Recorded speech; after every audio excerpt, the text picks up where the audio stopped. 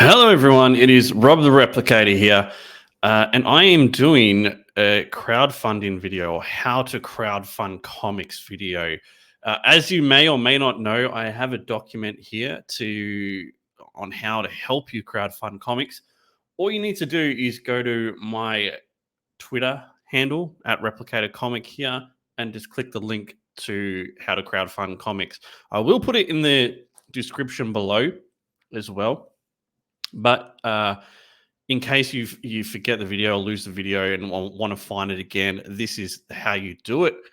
I've had a few requests from people to put it into video form because people like watching videos, not reading things. I'm one of them. So let's get into it.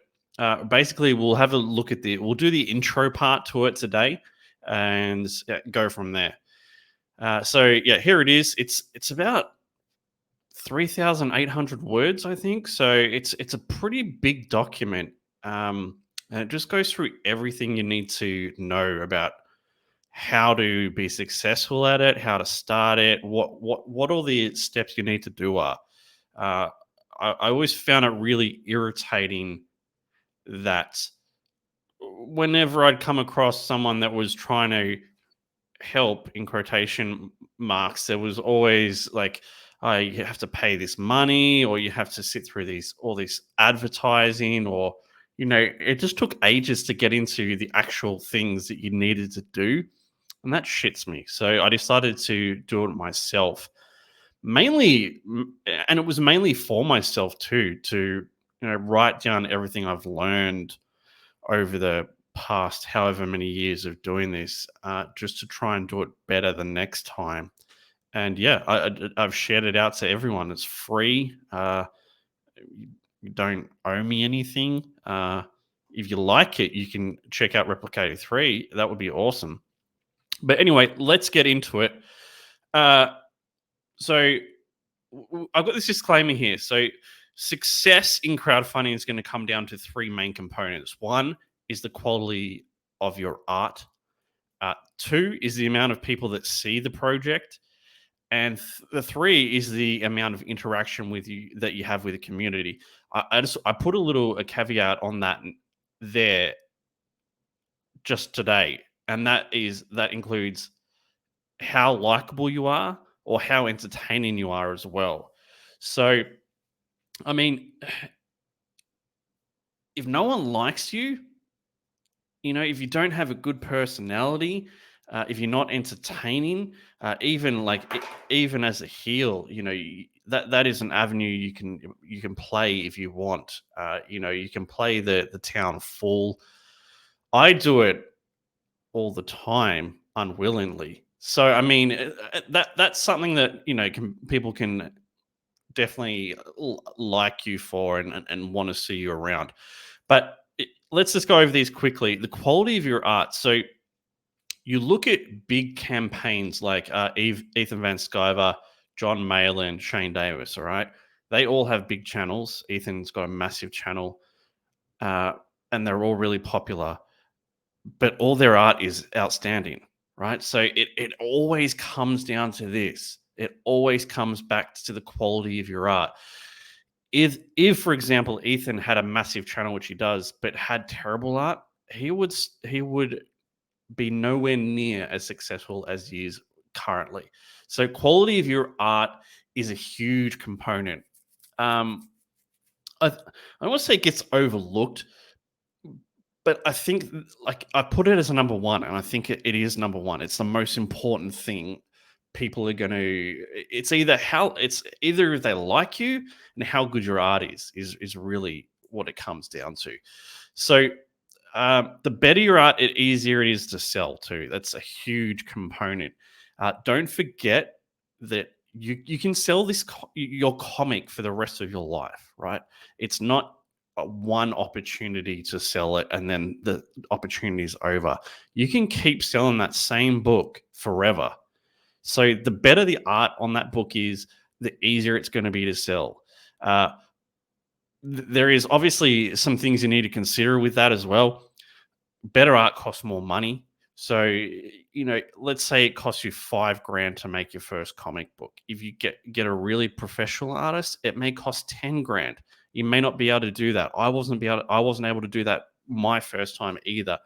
But if you're able to fork out more money to do so, it will set you in a better stead in the long run. But again, it comes back to the amount of people that see your project and the interaction that you have with the community and how likable you are. You could have the best art in the world. You could have Frank Frazetta art, for example. No one sees it. It doesn't matter, right? So you need to have an avenue to get your book in front of people's eyes. We'll talk about that in a minute. I've basically said the exact same here. Yeah, so just build up your own channel, YouTube, social medias, build relationships with people. That's really important, something that often gets overlooked. Hanging out, interacting with fans and other creators, but especially the fans, is really important. And the people that do so, I've noticed, tend to be more successful than those who don't. It's pretty clear. Don't just expect to show up and take people's money as well. It doesn't work that way, not anymore. Maybe it did when everything first kicked off, and people were just like, give me comics and let me see. I don't really care about anything else. But it takes time for this. Like, people need to get to know you. They need to get to know that you're the real deal. You're not just here for a cash grab, and then you're going to duck out and they're not going to get their book. That it doesn't fly anymore. All the good graces that were once around don't exist. You're based off what you do and what you put out now, which is great. It's how it should be. I don't want to fund anyone's pipe dream if they can't actually put the plan in action, make it happen. So promoting others, this is a huge moral code thing for me. So like I think everyone should get a fair go, and I think you have to give and not just take, right? So you can promote other people's works, you can back books, you can share tweets, you can do social media, you can do all of those things. But if you're just going on people's shows and you're not contributing by doing something yourself with your own show, or it doesn't matter how you do it, but as long as you're giving back, I think that's a huge point too. Because I think the fans are really switched on. They see this stuff, they recognize it, and they appreciate it. So people that just take and don't give back, probably don't do as well as other people again. So some key components though is you have to realize no one owes you anything. You're not entitled to anyone's channel, to go on anyone's channel. And you got to understand as well, like, some people just get along really well, and other people, they just don't click. I mean, I'm sure I don't click with multiple people, and I don't go on their channels. But I get along with some people really well. It's just about finding where you kind of fit in this whole space. But yeah, I mean, build your own channel, invite people on, share out work, back books. All of this stuff is great. All right, so let's hit the pre-campaign. So as we've touched on, YouTube is the most powerful tool, right? We have access to. I have like 700 subs. We get anywhere from like 50 to 60 people watching whenever we do a live stream, which may not seem like much, but they are like 30 to 60 fans, like real fans that back books. And that is, it's really amazing. Like, it's really impressive. You look at some of the bigger campaigns like Ethan, RGE, for example, Rage Golden Eagle, that Umbrella guy, your boy Zach, John Malin, they all have really big channels in comparison to what I have. And they are successful because of that. I think YouTube is the number one thing that everyone should be building. John Malin says it all the time. I think it's something you have to really kind of figure out for yourself. Like, it's easy for us to go build your YouTube channel. It's not easy to do. It takes work. It takes time, but it really does have probably the best benefits out of all sorts of social things that you can do in terms of selling comics. All right, the next one is email list. This is something that no one really talks about, which is really weird. I'm sure that everyone has an email list, uh, but I don't know how much effort people actually put into it. Uh, until recently, I've been emailing my email list every week for probably like 2 or 3 years. I've like close to 3,000 people. It'll be like 3.5 soon when I add all the new backers onto it, assuming they want to go, of course. Um, and I get like 25% people opening every email I send, which is crazy when you think about it, right? So they're listening to what I say every week. It's kind of like the text form of YouTube, I guess. So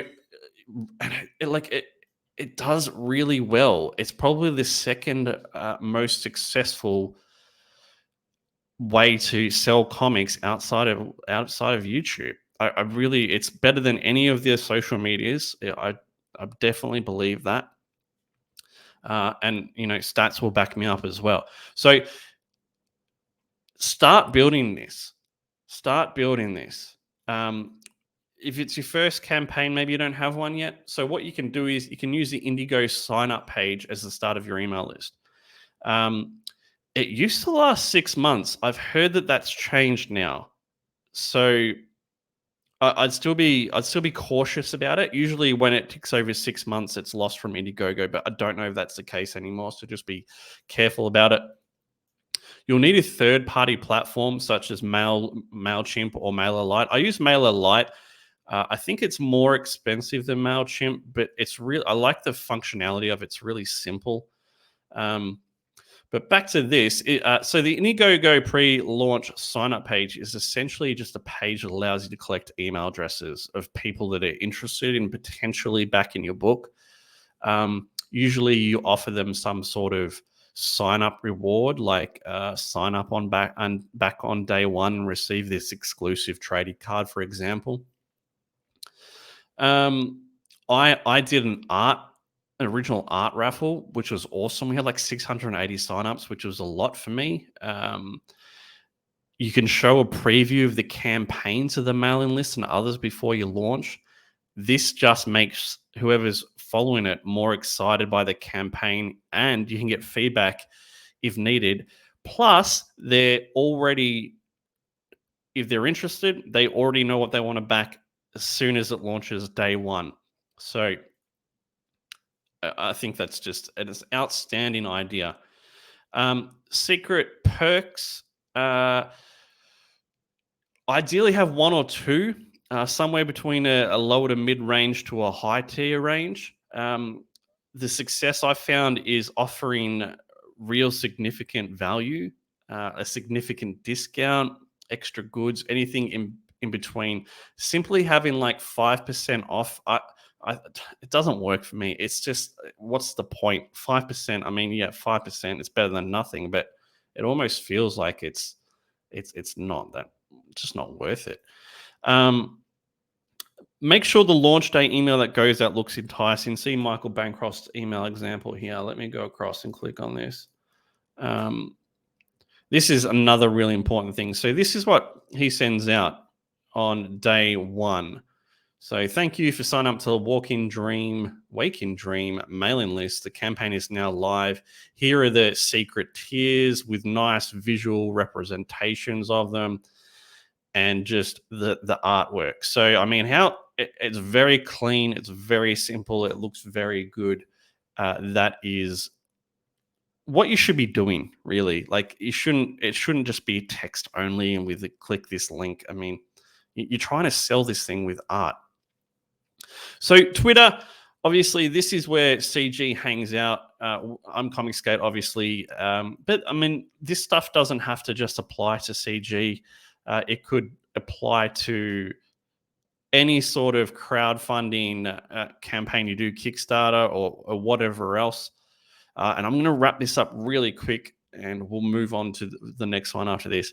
Okay, so build up time. I used to think like 3 to 6 was ideal, but keeping people's interest for that amount of time is really challenging. Then you add on a 60-day campaign after, like, of actual campaigning after that, plus the fulfillment time. It just makes it seem like it's a really, really long project. So I think Shane Davis said something around 1 to 2 months is probably ideal. Anything longer, as I said, it's really hard to keep people excited for it. So, I mean, if it's your first campaign and you're just trying to get as many email signups as possible, maybe you go the longer route. But if you've been doing this for a little while, maybe go 1 to 2 and see how that plays out for you. All right, so that's it. I'm going to wrap it up there for the first video. The next one, we'll talk about some really good campaign pages and what to expect and how you should set up your campaign. Make sure you hit like and subscribe if you could, please. I'd appreciate it. And the link to the How to Crowdfund document is down below. So click that if you want to get this document in full. All right, thank you very much and have a good one.